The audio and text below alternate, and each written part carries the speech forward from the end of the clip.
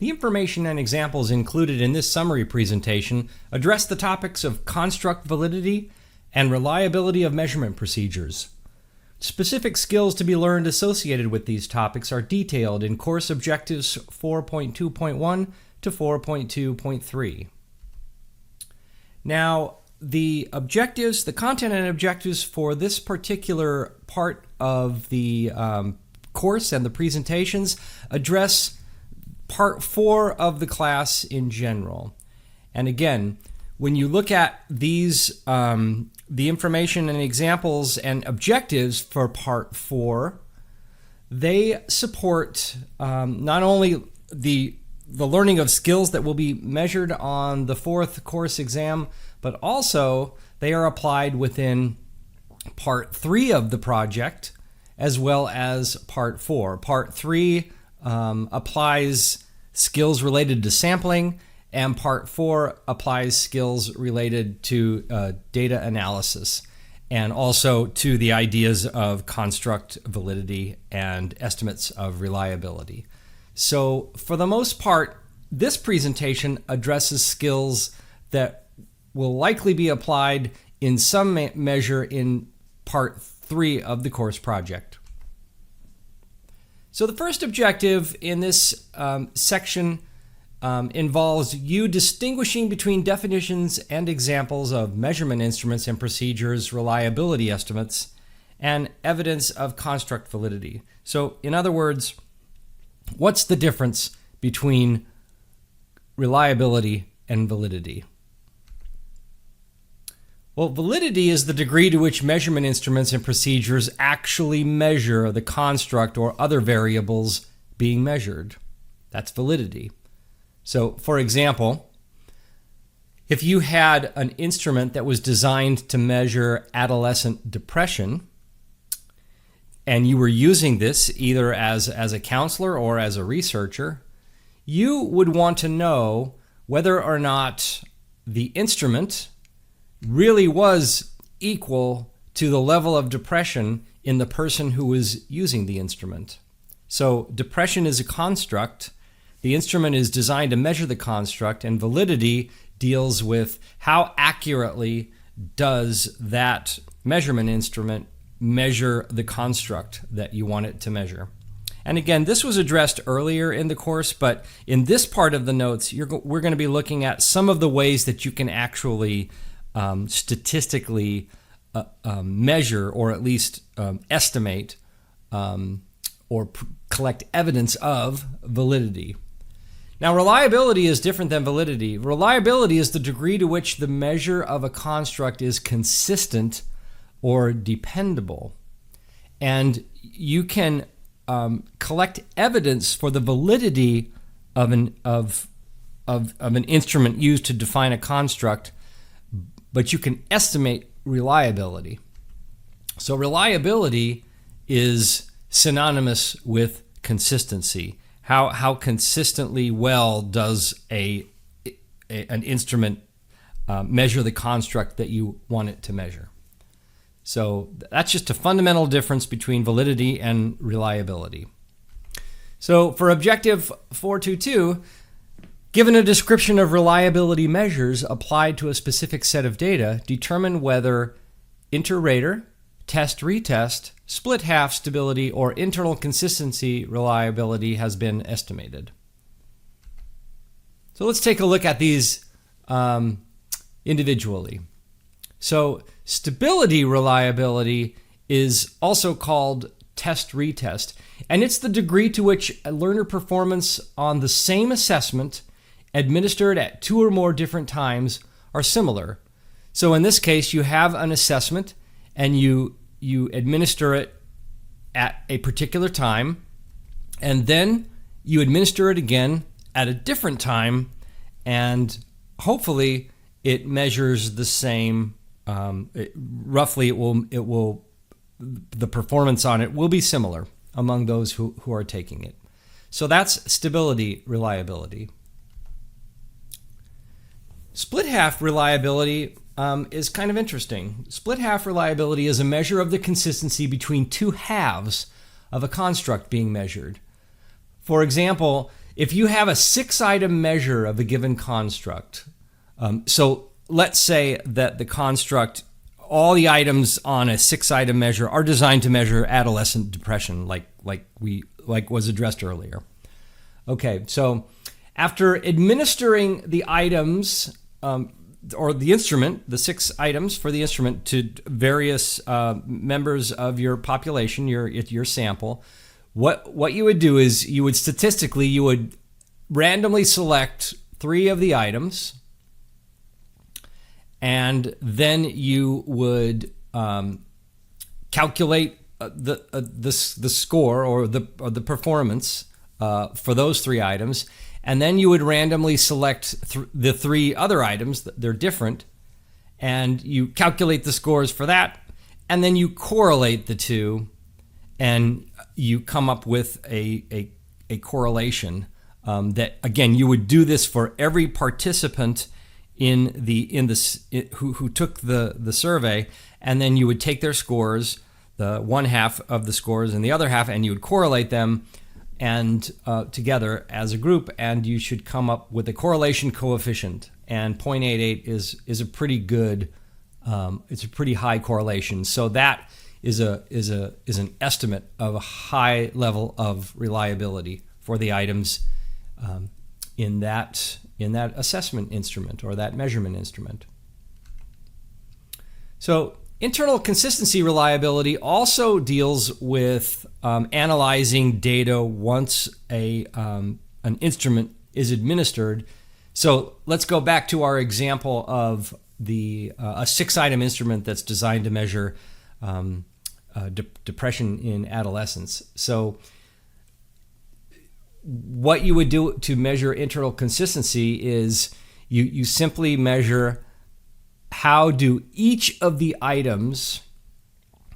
performance on each item correlate with performance on all the other items, assuming that the 6 items are related to the same construct.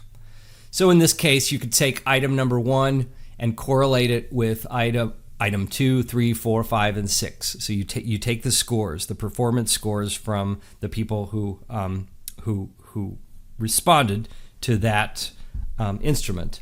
And of course, if you notice on this, when you correlate item 1, performance on item 1 with performance on item 1, then that's a perfect correlation, 1.0. So that's why 1.0 is always going to be the score for this item being correlated with itself, obviously. So you do the same for item 2. You correlate it with all the other items that it hadn't been correlated with already. Do the same for 3, 4, 5, and 6. And what that does is statistically, then you could calculate the overall average correlation and get a correlation coefficient that, again, provides you with some evidence of validity. And a 0.91 is a good level of internal consistency. Now, what's really cool about doing this type of analysis is that it can help you identify individual items that might be problematic in your instrument. For example, you will notice you gave the same instrument and you ran the numbers through some good computer program that correlated the response to one item with responses to all the other items. And you'll notice that in this example, you have negative correlations with the with one of the items, negative correlation, and that resulted in an overall correlation that was much lower than the one previous. And what this data would tell you is that, oh wow, something is going on with item number 2. Either it was the wrong, the wording is off.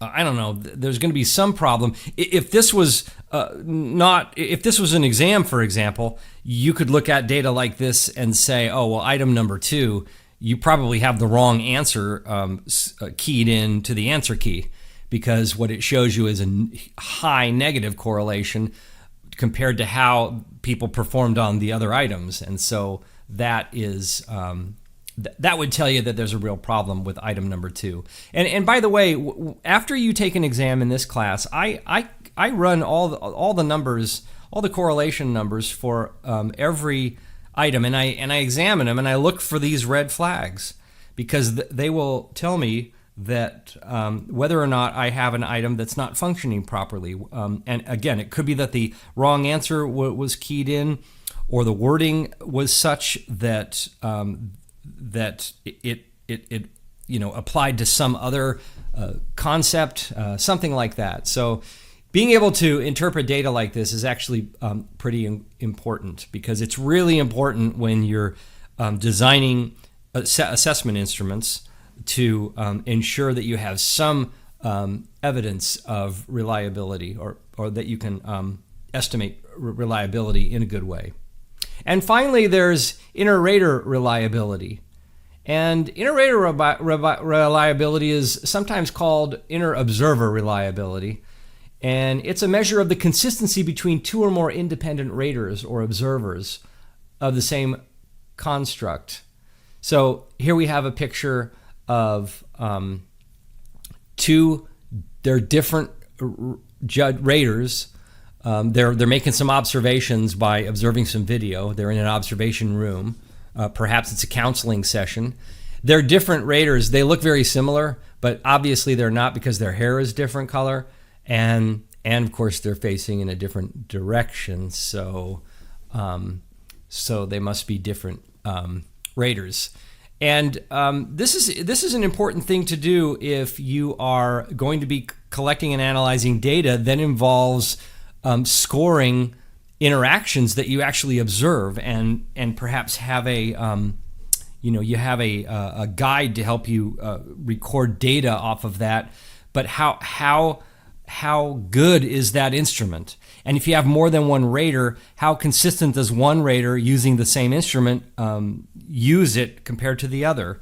So inter-rater reliability is a really important value that needs to be estimated, and is almost always reported in scholarly work that does involve this type of data analysis. So here's another example. Suppose you were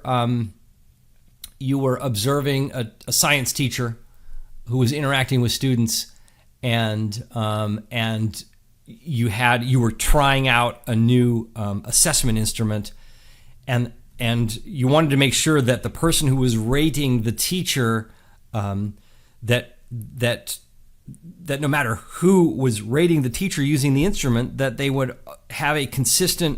use the instrument consistently.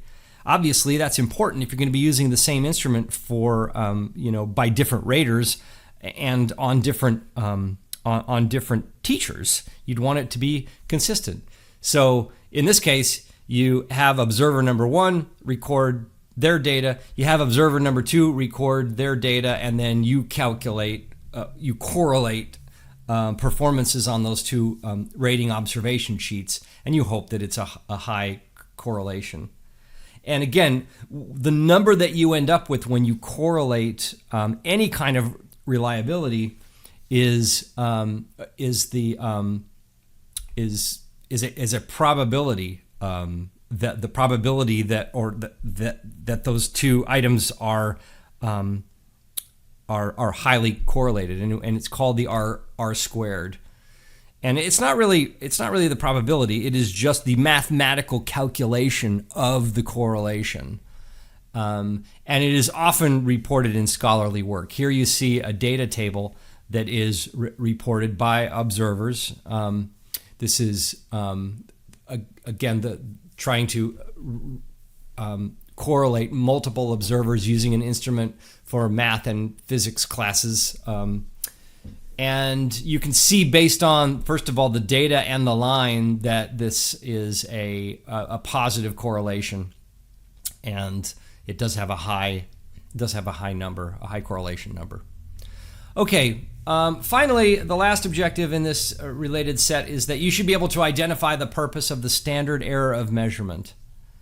And you might be wondering, well, why would I have to do that? Well, really because it is something that is used in the literature, particularly education literature, when test scores or when surveys and the results of surveys are being reported. So the purpose of the standard error of measurement is that it's an estimate of the consistency of an individual's test performance on other equally difficult or easy tests. And again, it's based on mathematical calculations. But the only thing you really need to know about it is that, again, it estimates how consistent someone would be if they were to take a similar type of or complete a similar type of instrument that was that was supposed to be equal. It's similar to the plus or minus percents of a polling statistic. Now, here is an example of how the standard error of measurement is reported. This is actually from a Virginia Standards of Learning assessment report that is sent to parents of children, of the child who takes an assessment. This one happens to be for 8th grade science. And you'll notice that it does report the SEM, the standard error of measurement. And what that tells you, it's 15. It's the plus or minus. And what that means is that if the student were to take this test again or take a similar test, they would likely score. If you look at the scale score, they earned a 403. That's a scale score. So they got a raw score of 30, and then it was assigned a value based on everybody else who took the exam. So what this tells you is that if they were to take this again or an equally difficult test again, they would likely score between 388 and 418. So because the standard error measurement is 15, and that's the plus or minus, and they got a 403. So that would be the range. That would be what you would expect if they were to take this again. I mean, without any other preparation or anything like that. So that's the standard error of measurement. And again, it's included here because it relates to reliability. It is a reliability measure. But it's also used in the literature. For example, here is a table from a research paper where data were analyzed and the data were reported, and the standard error of measurement is included in the data. Notice also to the left of the standard error of measurement, a reliability estimate is also done. And that was probably, again, through some type of correlation procedure related to probably internal consistency. And that's it for this section of the material.